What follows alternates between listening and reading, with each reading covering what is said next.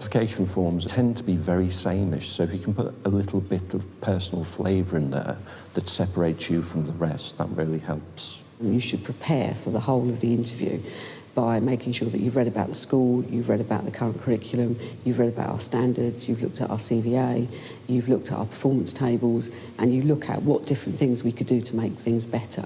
When I'm looking at candidates when they visit the school, as far as I'm concerned, the selection process starts there. So I'm already earmarking people when they're coming to look around the school, finding out what questions that they ask, how interested they are, how well informed they are before they come to the school. So they will have asked around, they'll have looked at the website, they'll have looked at Ofsted reports and so on. You'd never do a race without preparing your body and your state. So it's the same's true of an interview, really. So there's a sense of warm-up, getting your voice practiced, saying things out loud, making sure your body's connected with your head, and that you feel like a sort of whole person when you walk into the room rather than just turning up and speaking stuff that's coming out of as content only. One of the things you're looking for is, as soon as they enter the room, someone who looks like a leader.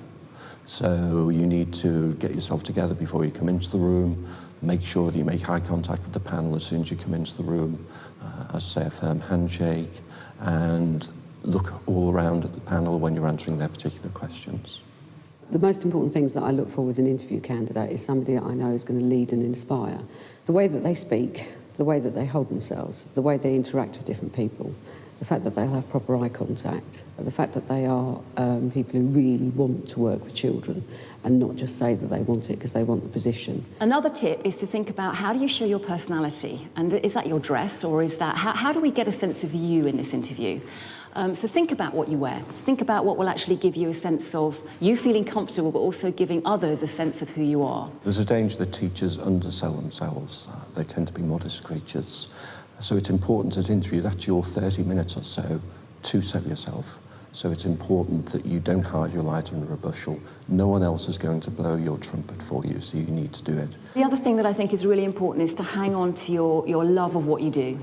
Your passion for what you do. Sometimes when people prepare for interviews, they can get very content bound with the right thing they ought to say, and they forget the bit that actually made them want to be a teacher in the first place. It's important you personalise things for the particular school that you're applying for, so that especially the governors on the panel feel that you really want to play a part in their particular school. It's very precious to them. They want to get the best person. You need to demonstrate to them that you are the best person and that you want to be the best person for their particular school. If you were thinking about you interviewing you, what do you think is important about that? What do you really want people to get about you? And if you were looking for somebody in the post